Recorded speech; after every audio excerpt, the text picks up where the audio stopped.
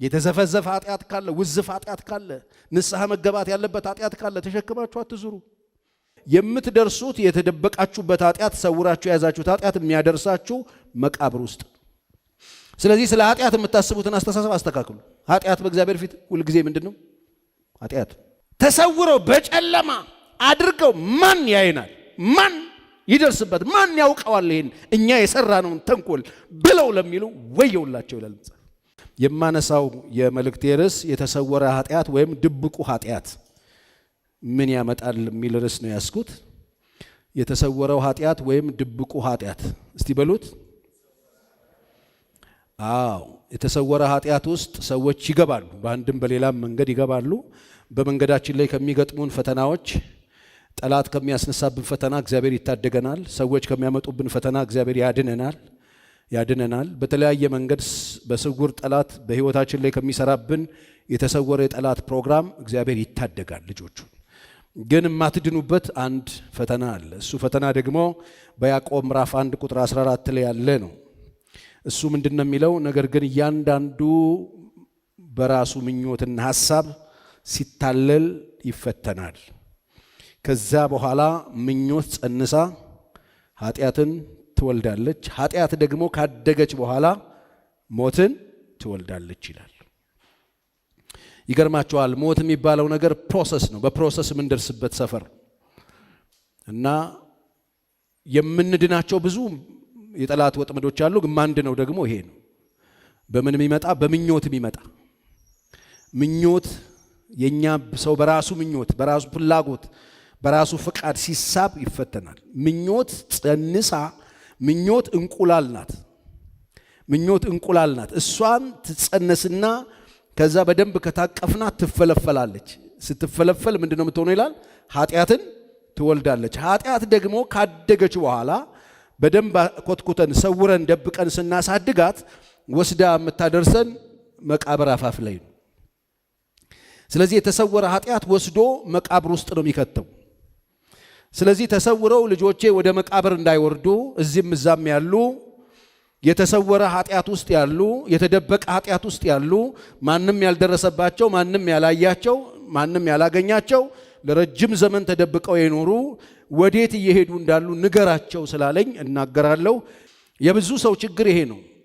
የብዙ ሰው ችግር በተለይ ትልቅ ሰው፣ በተለይ የተማረ ሰው፣ በተለይ ሀብታም ሰው፣ በተለይ አድጌያለሁ ብሎ የሚያስብ ሰው እዚህ ጋር ነው የሚፈላሰፈው።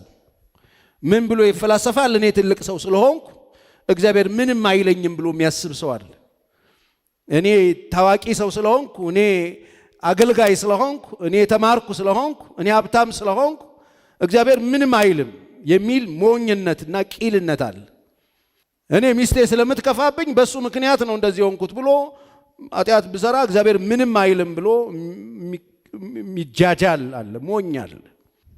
ስለዚህ ምንም ሁን፣ ደሃሁን፣ የተገፋሁን፣ የተጣልኩን፣ የተቸገርኩን፣ ፈተና የበዛብሁን ኃጢአት ከሰራ ኃጢአተኛ ደሃ ስለሆንክ ነው የሚባል የለም። መጽሐፍ ቅዱሳችን በኢሳይያስ 29 ቁጥር 15 ላይ እንደዚህ ይላል፣ ምክራቸውን ጥልቅ አድርገው ከእግዚአብሔር ለሚሰወሩ ስራቸውንም በጨለማ ውስጥ አድርገው ማን ያየናል ወይስ ማን ያውቀናል ለሚሉ ወየውላቸው። ለምን ካልከኝ እግዚአብሔር ያያል። እግዚአብሔር በዙፋኑ ላይ ነው። የእግዚአብሔር አይኖች በምድር ምእመናን ላይ ናቸው። እግዚአብሔር ብርሃን ነው፣ በእርሱ ዘንድ ከቶ ጨለማ የለም። እነዚህ ምስኪኖች ማን ያየናል የምትሉ ካላችሁ እግዚአብሔር ያያቸዋል። ማን ያውቃል የምትሉ ካላችሁ እግዚአብሔር ያውቃል። በስውር በድብቅ በጨለማ ማንም ሳያይ ተደብቆ የሚደረጉ ነገሮችን ሁሉ እግዚአብሔር ያያል። ማንም አያውቅም፣ እግዚአብሔር ያውቃል። በድብቅ ሰው በስውር ኃጢአት ውስጥ የሚኖርበት አንዱ ምክንያት ይሄን አለማወቁ። በኃጢአት ምክንያት፣ በተሰወረ ኃጢአት ምክንያት ተደብቃ ስትሰራ ተብሎ ተይዛለች የተባለች ያቺን የአልመንዝራን ሴት ተመልከቱ። ፈሪሳውያን አንጠልጥለው ያመጧት ኢየሱስ። በቃ ያ ቀን የሷ ቀን የምትገደልበት ቀን ነው። እጅ ከፍንጅ የተያዘችበት ቀን ነው። ተደብቃ የኖረችው ምክንያቱም ሕጉ አመንዝራ ይገደል ነው የሚለው። ነጥለው ብቻዋን ይዘው አትመጡ ኢየሱስ ጋር። መግደል ይችሉ ነበረ። በስውር ኃጢአት ተይዛለች። ተደብቃ ስትሰራ ተይዛለች። አመንዝራ ናት፣ አግኝተናታል፣ ሕጉ ደግሞ ምን ትበል ነው የሚለው ትወገር ነው የሚለው ብለው አንደርድረው እነዚህ ጉደኞች አንደርድረው መግደል እየቻሉ ኢየሱስ ጋር ደረሷት። ዛሬ ልክ እናንተ እንደደረሳችሁት እዚህ አይገርምም? ከጥቂት ደቂቃ በፊት መገደል ትችል ነበር። ኢየሱስ ጋር ደረሷትና እቺ ሴት አመንዝራለች። ሙሴ ያለው ግደሏት ነው አሉት። ያልተነገረ ያልተያዝንበት የተደበቀ ኃጢአት ክፉ ነው። ቼክ ሲያደርግ ለካ አለው ግብብዳ ሁሉም ሰው አለ። ስለዚህ ድንጋዩ ዱብ እያደረገ ላጥ ዱብ እያደረገ ሁሉም ቀና ሲል ኢየሱስ መሬት ላይ ጽፎ ቀና ሲል የሉ የት ሄዱ ከሳሾች ይሻላል እንግዲህ እኔ ምን አላረግብሽ አልፈርድብሽም ደግመሽ ግን ኃጢአትን አትስሪ። ምን ማለት መሰለ ዛሬ የተሰወረው ኃጢአት አሲዞሻል ተይዘሻል እኔ ፊት መተሻል እኔም አልፈርድብሽም ግን ከዚህ በኋላ ደግመሽ ኃጢአትን አትስሪ በሰላም ሂጂ ምሕረት ተቀበላ ዛሬ እንደሱ ይሁንልን በጌታ በኢየሱስ ስም ያደርግላችሁ። የተሰወረ ኃጢአት እንዳይገላችሁ ወገኖቼ ሰውራችሁ ኃጢአት እንዳትሞቱ። ኃጢአት በሰውር በህይወቴ ምንድነው ሀፕን የሚያደርገው ፓስተር ቸሪ ኃጢአት ሰውሬ መኖር አልችልም? ይቻላል እስክትያዝ ይቻላል። ሳትያዝ ልትሞት ሁሉ ትችላለህ። እስከ መጨረሻ እስከ ስበት እስከ ሽምግልና ተደብቀህ ማንም ሳያውቅ ጨዋ ተብለህ ደጉ ሰውዬ ተብለህ በጎ ሰው ተብለህ ታዋቂ ተብለህ ትልቁ ሰውዬ ተብለህ መንገድ ሲከፈት መርቀህ ከፍተህ ጋሼ ተብለህ አንቱ ተብለህ ተሸልመ ዋንጫ በዋንጫ ቤት ሆኖ በተሰወረ ኃጢአት ተዘፍዝፈህ እስከ መጨረሻ ሳትገኝ ልትሞት ትችላለህ። የሚሻል ግን ተይዘህ ነፃ ወጥተህ ብትሞት። ተሰውሬ ኖሬ ባልፍ ምንድነው ሚስ ማረገው? ተሰውረን ብንኖር የተደበቀ ኃጢአት ይዘን ብንኖር ምን እንሆናለን ፓስተር ቸሪ? አንደኛ ከእግዚአብሔር ጋር ያለው ግንኙነታችን ይቋረጣል። መዝሙር 65:18 በልቤ በደልን አይቼ በሆን ጌታ አይሰማኝም ነበረ ይላል። ዳዊት ሲንበረከክ በልቡ ወደ ልቡ ነው የሚመለሰው። በልቤ በደልን አይቼ በሆን ኖሮ አይሰማኝም ነበረ። በደል ካለ እንደማይሰማ ያውቀዋል። ስለዚህ ራሱን ይፈትሽ ነበር። ራስ ይፈተሻል። በልባችሁ ውስጥ መጀመሪያ በደል ካለ ለበደል ንስሐ ይገባል። ለኃጢአት ንስሐ ይገባል። ከነ ኃጢአቱ የክርስቶስ ምናምን መባባል መቃለድ የለብንም። ንስሐ ግባ። ከማዳን አልጠችም ጆሮቹም ከመስማት አልደነቆረችም። ነገር ግን በደላችሁ በእናንተና በአምላካችሁ መካከል ምን አድርጋለች? ለይታለች። እንዳይሰማም ኃጢአታችሁ ፊቱን ከእናንተ ምን አድርጎታል? ሰውሮታል። ኃጢአት ምን ያደርጋል? ከእግዚአብሔር ጋር የእግዚአብሔርን ፊት ይሰውራል። ከእግዚአብሔር ጋር ያለንን ነገር ያቋርጥብናል። የቱ ኃጢአት? የተሰወረው ማንም ያልደረሰበት ያልተያዝንበት ጓዳችን ውስጥ ያለ እኛና እኛ የምናውቀው ተሰውረን የምንኖረው ኑሮ የት ነው የሚያደርሰን? እሱን እየደጋገምን ብናደርገው መቃብር፣ ከእግዚአብሔር ለይቶ። ይህን ነው መጽሐፍ ቅዱስ የሚያስተምር። ወደ ህዝቡ መለስ ሲል አዎ እውነት ነው ብቻ ከእግዚአብሔር ከሙሴ ጋር እንደነበር ካንተ ጋር ይሁን እንጂ እኛ አብረንህ ነው የምንሆነው፣ አብረንህ እንቆማለን አሉት። ደስ ይላል። ድል እሰጥሃለሁ አለው እግዚአብሔር።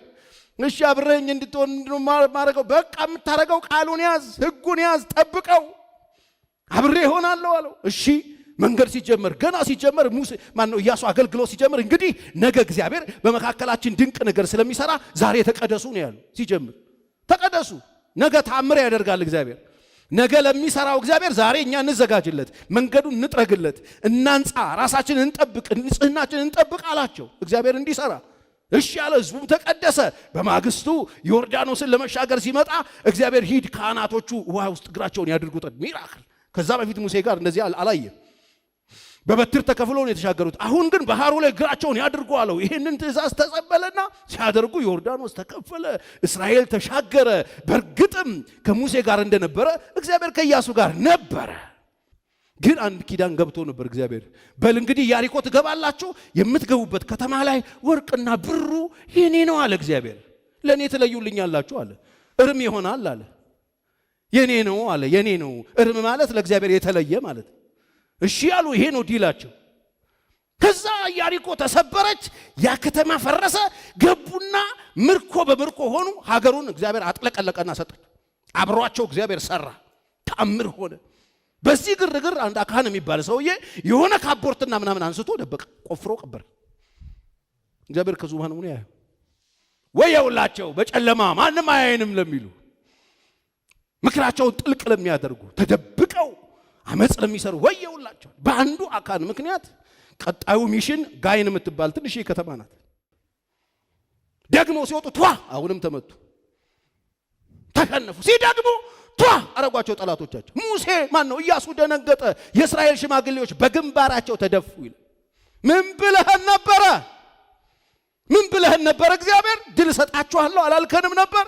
ምን አድርገን ነው? ምን ተፈጠረ ሲሉት ስማ ኢያሱ አለው፣ በጠላቶች ፊት ደግመህ አትቆምም አለው። አትቆምም፣ ጠላት ፊት ትወድቃለህ። ባንቺ ምክንያት ባንተ ምክንያት ቤተሰብ ዘር ማንዘር እንደሚታወቅ ስታቅ ነው። ሀገር እንደሚታወቅ፣ ቤተክርስቲያን እንደሚታወቅ ስታምን ነው። አንድ ሰው እንደፈለኩኝ ነው አሁን የፈለኩትን ቄቤ ተቀብቼ 15 ቀን ላይ አክርሜው ጫማዬን ሳልጠረግ ራስ ሳልታጠብ መጥቼ መሐከላችሁ ቀመጣለሁ ቢል መብቱ ነው አይደል? ግን በተራ በተራ ቀስ እያላችሁ ያልጠራ ስልክ አንስታችሁ አይደል የምትወጡት? የኔ የሚባል የለም፣ ማህበር ነው የሚታመሰው።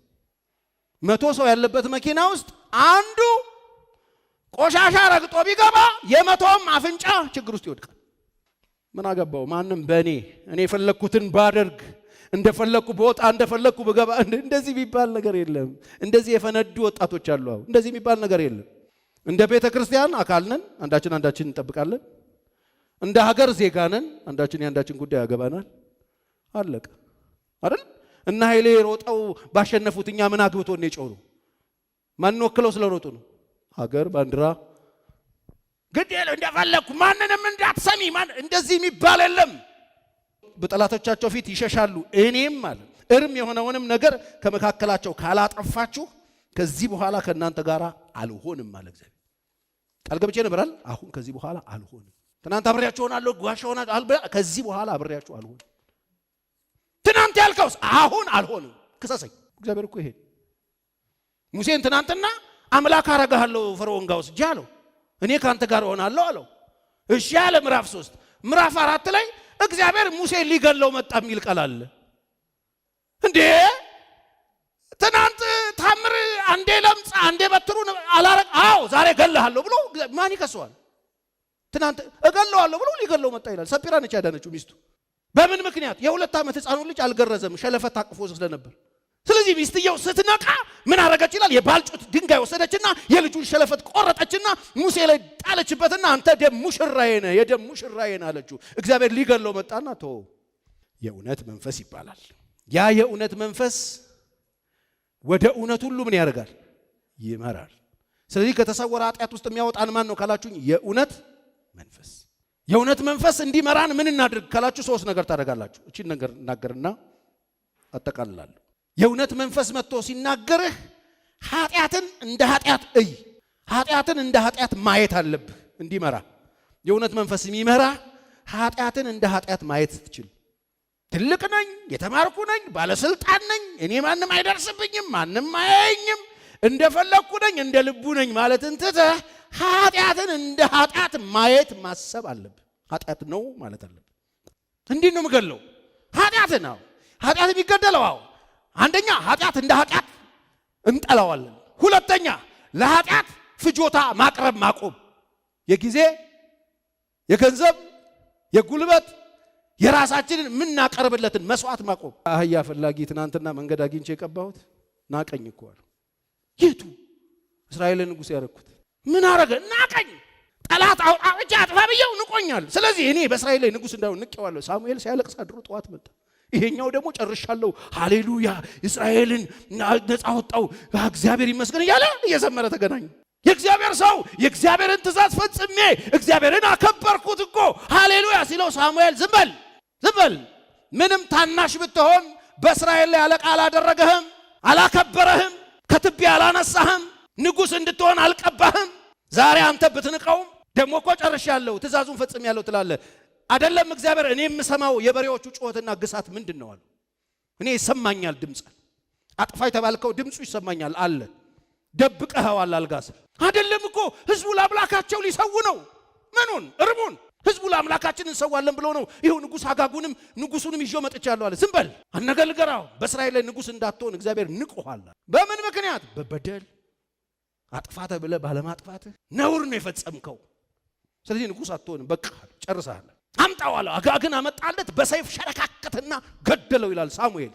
በታተነው።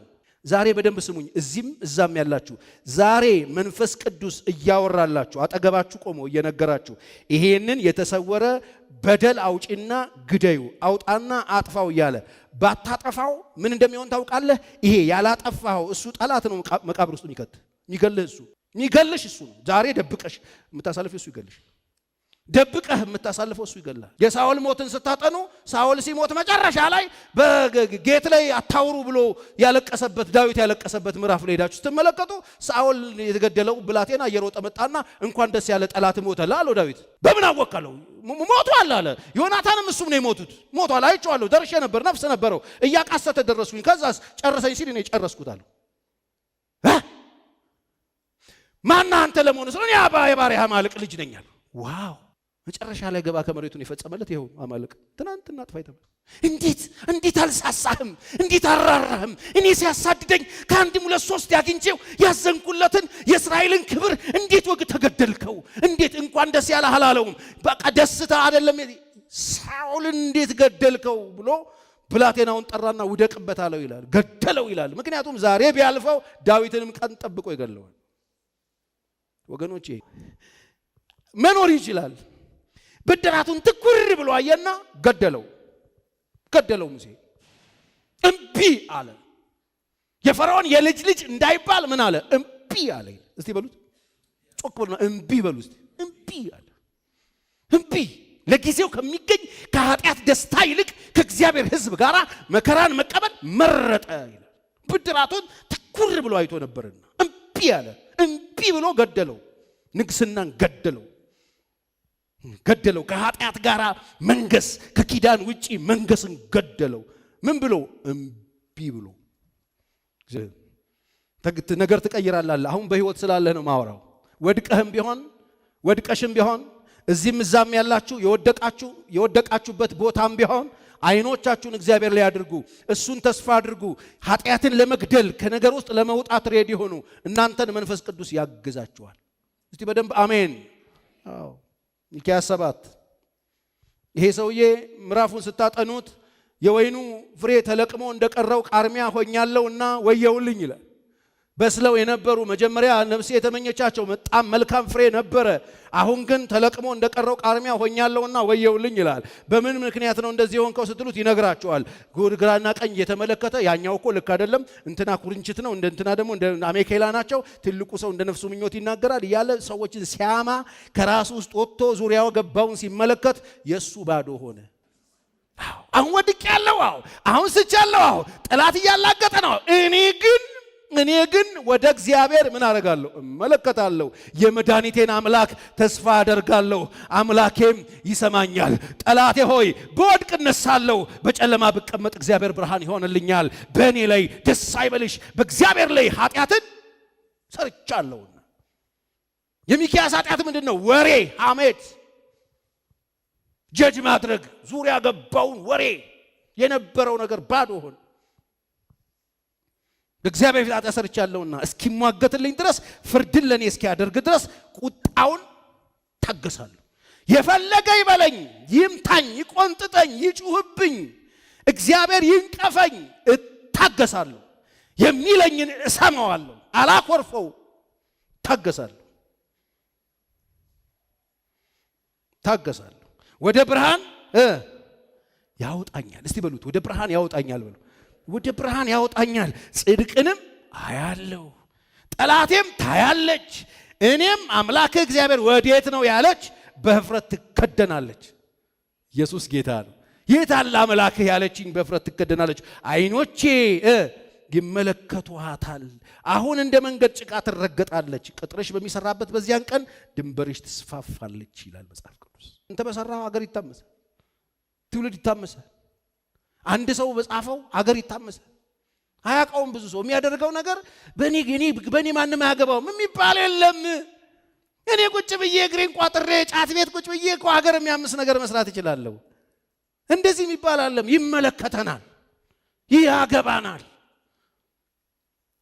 ይሁኒ ከእግዚአብሔር ጋር ነው ተጣልቶ የወጣው ከቤት ወደ ተርሴስ ኮበለለ፣ ተሳፈረ ተደብቆ። እግዚአብሔር ከዙፋኑ ያየዋል፣ አልሳተው።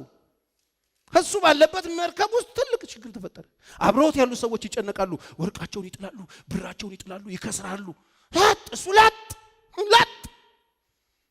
የተሰወረ ኃጢአት ይዛችሁ ለጥ ያላችሁ ሰዎች አላችሁ። ቤታችሁ ለጥ፣ ቸርች ውስጥ ለጥ፣ በምድሪት ውስጥ ለጥ፣ ሀገር ላይ ለጥ ያላችሁ ሰዎች ነውር ደብቃችሁ ይዛችሁ ሀገር የሚታመስበት ነገር ይዛችሁ የተኛችሁ ለጥ። እግዚአብሔር ያያል፣ አይለቃችሁ።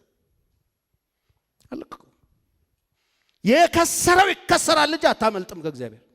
ያዘው፣ በጣሱንም ያዘው፣ ወረወሩት፣ አሳ ዋጠው። እኔ እግዚአብሔር እኮ ይገድ ለጉድ ደግሞ አሳ ነባሪው አልፈጨው፣ ሆድ ውስጥ ታስቀመጠው።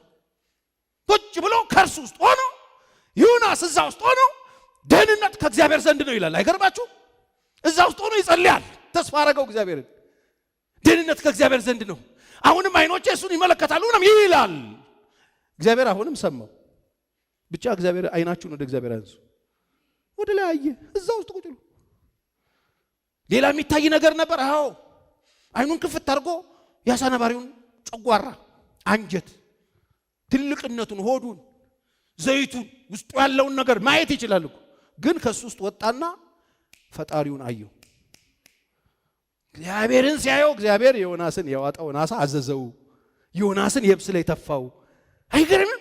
ከዛ ዮናስ ከየብስ ላይ ተነሳና አሸዋውን አራገፈና እንደገና ወደ አገልግሎቱ ተመለሰ። አይገርምም?